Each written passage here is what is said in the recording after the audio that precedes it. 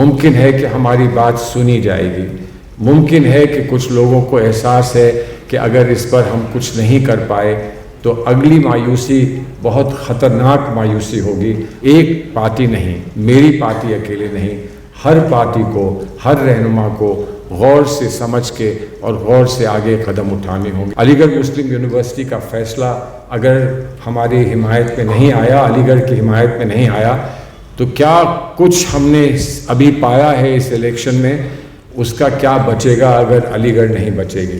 पूरे उत्तर प्रदेश के मदारिस, उन पर जो इस वक्त सवालिया निशान लगाया गया है, मदारिस की कोई जगह नहीं है, हमारे निज़ाम की कोई जगह नहीं है। जो हिजाब के ख़िलाफ़ बोलते हैं वो भी आइन का हवाला देते हैं, जो हिजाब के फेवर में बोलते हैं वो भी आइन का हवाला देते हैं। किसी को फैसला ये करना है कि कौन सा इंटरप्रिटेशन सही है।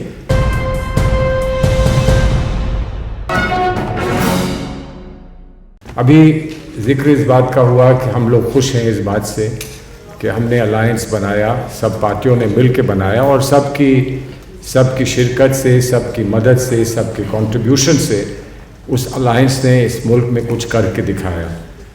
लेकिन जो लोग गहराई से सियासत को समझते हैं वो इस बात पे भी परेशान हैं कि कई सूबे ऐसे हैं, बहुत अच्छे सूबे, जहाँ पर यकीनन हम लोगों की पहचान रही है, उन सूबों में हमको कामयाबी नहीं मिल पाई।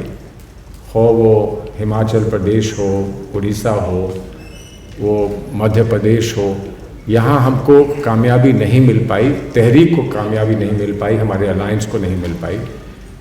तो इसकी वजह क्या है? एक डॉक्टर अगर नब्ज़ देखकर और किसी का इलाज करने की कोशिश में हो तो वो यकीनन ये कहेगा कि कुछ चीज़ें तो ठीक हैं, बीपी सही है, हार्ट रेट सही है, लेकिन अभी शुगर बहुत हाई है, अभी कोई और चीज़ बहुत हाई है, तो कहीं से इलाज को कुछ बदलना होगा, कहीं से तरमीम करनी होगी, कहीं पर और इन्वेस्टिगेशन करने होंगे, तब समझ में आएगा कि पूरे हिंदुस्तान में हर जगह, हर सूबे में और हर गोशे में हम किस तरह से अपना पैगाम पहुंचा पाएँ।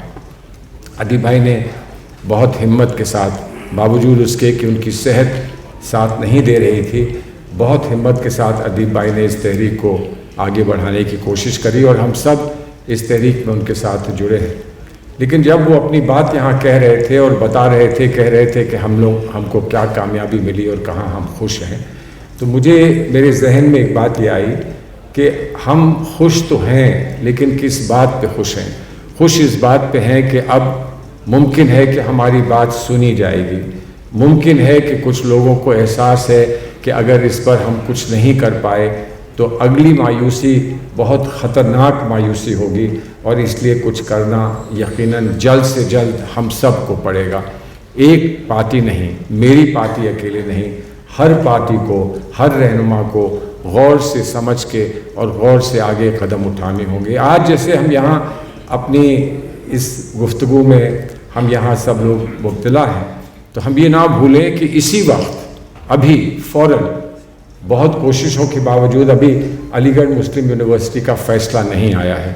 अलीगढ़ मुस्लिम यूनिवर्सिटी का फ़ैसला अगर हमारी हिमायत में नहीं आया, अलीगढ़ की हिमायत में नहीं आया, तो क्या कुछ हमने अभी पाया है इस इलेक्शन में, उसका क्या बचेगा अगर अलीगढ़ नहीं बचेगी। अगर अलीगढ़ नहीं रही तो मुझे अपने नाना की कही हुई बात याद आती है कि उन्होंने कभी कहा था अलीगढ़ के ताल्लुक़ से कि अलीगढ़ के साथ जो सलूक हिंदुस्तान का होगा उससे ये बात वाज़ेह होगी कि हिंदुस्तान का मुसलमानों के साथ क्या सलूक होगा। तो अलीगढ़ के साथ क्या सलूक होगा इसका भी इंतज़ार है। अलीगढ़ तो एक बहुत बड़ा मसला है, अलीगढ़ एक बहुत अहम इदारा है, लेकिन पूरे उत्तर प्रदेश के मदारिस, उन पर जो इस वक्त सवालिया निशान लगाया गया है। और मुझे बड़ी दिलचस्प बात याद आ रही है, जब बहस हो रही थी सुप्रीम कोर्ट में, तो चीफ जस्टिस साहब ने, जो कानूनदां खड़े हुए थे यूपी हुकूमत की तरफ से, तो चीफ जस्टिस साहब ने ये कहा कि इलाहाबाद में आपने हिमायत की थी मदारिस की और यहाँ आप उनकी मुखालफत कर रहे हैं, ये क्या बात है? बात समझ में नहीं आ रही। तो उन्होंने कहा कि साहब वो जो फैसला आया है इलाहाबाद का, इलाहाबाद हाई कोर्ट का फैसला आया है, उसको पढ़कर हमें ये समझ में आया कि मदारिस की कोई जगह नहीं है। अच्छा, मदारिस की कोई जगह नहीं है, हमारे निज़ाम की कोई जगह नहीं है। फिर फ़ौरन अभी इसी हफ्ते बम्बई से एक फ़ैसला आया, बम्बई हाई कोर्ट का फ़ैसला आया, जबकि सुप्रीम कोर्ट में ये सारी बात बहुत साफ की जा चुकी है। 2-3 दफ़ा इसकी बहस सुप्रीम कोर्ट में हो चुकी है और बहुत सारे हाई कोर्ट में हो चुकी है, लेकिन एक बार फिर फैसला ये आया कि जो स्कूलों की हिदायत है और स्कूलों के इंस्ट्रक्शंस हैं कि आप हिजाब नहीं पहन सकते हैं स्कूल आने के लिए, उसको फॉलो करना पड़ेगा, क्योंकि यूनिफॉर्मिटी एक अच्छी चीज़ है और यूनिफॉर्मिटी की ही तलाश में हम लोग स्कूल जाया करते हैं। यूनिफॉर्मिटी एक बहुत बड़ा मसला है। जब हम आईन और अपने दस्तूर की बात करते हैं, ये आसान होता है कहना कि हम आईन से जुड़े हैं, आईन की हम पूरी हिफाजत करेंगे, आईन के साथ रहेंगे। मसला कहाँ उठता है जब लोग ये कहने लगते हैं कि आईन आखिर कहता है तो क्या कहता है। जो हिजाब के ख़िलाफ़ बोलते हैं वो भी आईन का हवाला देते हैं, जो हिजाब के फेवर में बोलते हैं वो भी आईन का हवाला देते हैं। किसी को फैसला ये करना है कि कौन सा इंटरप्रिटेशन सही है। हम ये ना भूलें कि आईन का हवाला देकर उत्तर प्रदेश में जो सवालिया निशान मदारिस पे लगाया गया, वो आईन का हवाला दे के लगाया गया कि हमारे मुल्क में किसी के लिए अलग कोई सिस्टम नहीं बनाया जा सकता, कोई निज़ाम नहीं बनाया जाता, मज़हब की बुनियाद पर किसी के लिए कोई निज़ाम नहीं बनाया जाता। और इसी पर उन्होंने इलाहाबाद हाई कोर्ट ने फैसला किया है। तो जो मसला हमारे सामने है अदीब भाई, वो मसला सिर्फ इस बात का नहीं है कि हम लोगों की हर एक की क्या मौजूदगी अपनी अपनी पार्टियों में है और हम वहाँ अपनी आवाज़ पूरी तरह से उठाते हैं कि नहीं उठाते हैं, और हमारी आवाज़ को कितना सुना जाता है। कभी कभी आपस में भी कुछ तकरार होती है, कुछ आपस में भी कुछ गलतफहमियाँ होती हैं, आपस में भी हम कुछ ऐसा करते हैं जहाँ एक तरफ मुबारकबाद है हमारे सारे नौजवान साथियों को, और जो लोग एक अरसे से हमारे पार्लियामेंट में रहे हैं और फिर से खिदमत में, आवाम की खिदमत करने के लिए पार्लियामेंट में फिर आए हैं, मैं उनसे ये कह दूं कि काश मैं भी आपके साथ होता। मैं आपके साथ इसलिए नहीं हूँ, ये वजह नहीं है कि आवाम ने कहा कि बहुत अच्छे अच्छे लोग हैं, आप उतने अच्छे नहीं हैं कि हम आपको भेजें।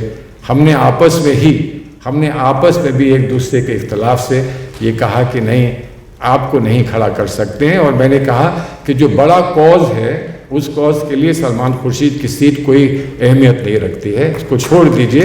लेकिन बड़ा कॉज जो है वो कॉज तो आप मुझसे छीन नहीं सकेंगे, दोस्त हो या दुश्मन, मुझसे आप बड़ा कॉज नहीं छीन सकेंगे। उस कॉज के लिए मैं खड़ा रहूँगा, आप नहीं भी रहेंगे तो मैं खड़ा रहूँगा।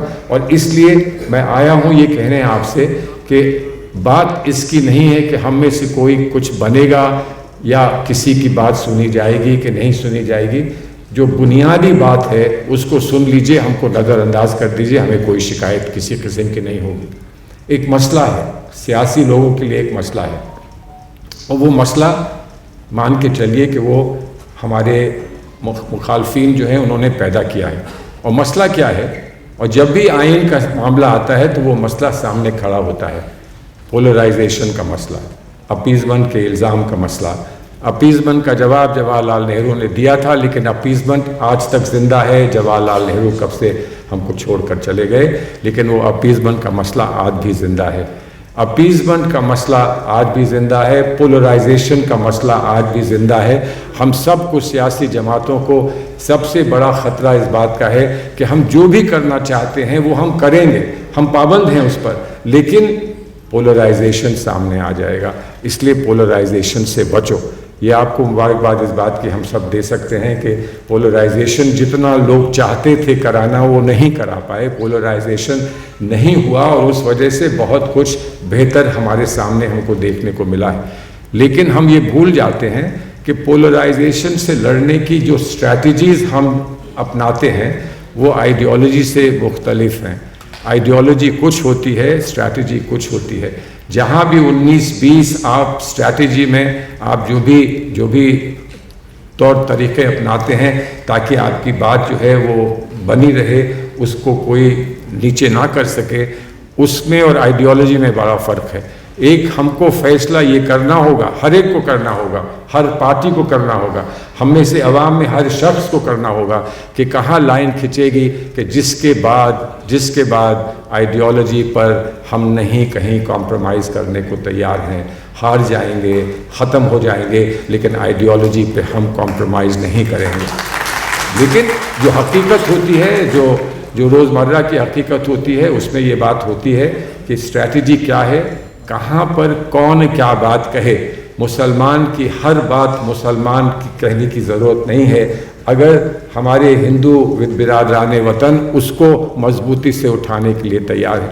और मैं ये समझता हूँ कि IMCR के बारे में भी ये पैगाम बहुत वाज़ेह होना चाहिए कि ये मुसलमानों के लिए नहीं है, एक पेशकश मुसलमानों की इस मुल्क के लिए है, बिरादरान वतन के लिए है। और हर एक इस प्लेटफॉर्म पर आए, ये हम इस बात की हम उनको दावत देते हैं और ये कहते हैं कि बहुत जगह ऐसा हो कि हम ये खिदमत कर सकें आवाम की, हिंदुस्तान के लोगों की खिदमत कर सकें। एक अच्छा डॉक्टर, एक अच्छा अस्पताल बनाए, मुसलमान हो, उसको फ़ख्र हो कि एक मुसलमान होते हुए मैंने तालीम पाकर अपने बुज़ुर्गों के नाम को मैंने रोशन किया है, ये अस्पताल बनाया है।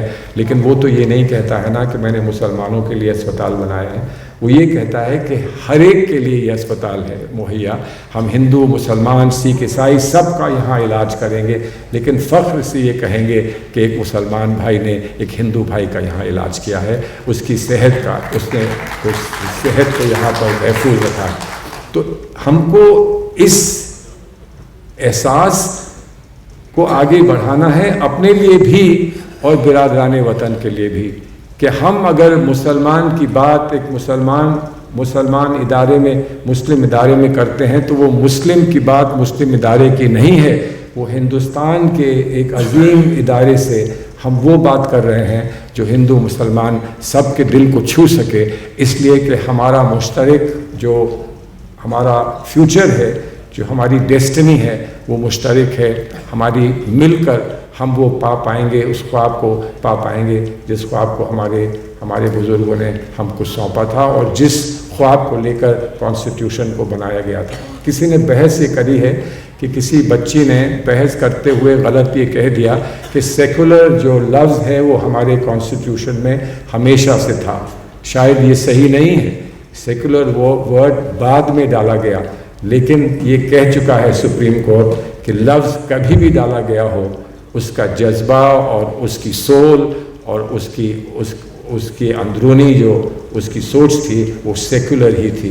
उसको सिर्फ अल्फाज के साथ नुमायाँ कर दिया गया। कुछ लोग ना समझें तो इसलिए सेकुलर लफ्ज़ वहाँ डाला गया है। सेकुलर लफ्ज़ नहीं भी होता तो हमारा कॉन्स्टिट्यूशन सेकुलर था, है और रहेगा। और आज उसी जुस्तजू में हम लोग यहाँ सब आए हैं, मौजूद हैं। मैं आपका शुक्रगुजार हूँ कि आप लोग सब आए। हमारी अपनी पार्टी की तरफ से, हमारे और साथी कांग्रेस पार्टी के यहाँ भी होंगे, अपनी पार्टी की तरफ से बस इतनी सी बात कह दूँ कि अगर कमी किसी में रही है तो हम में भी थी, सब में थी।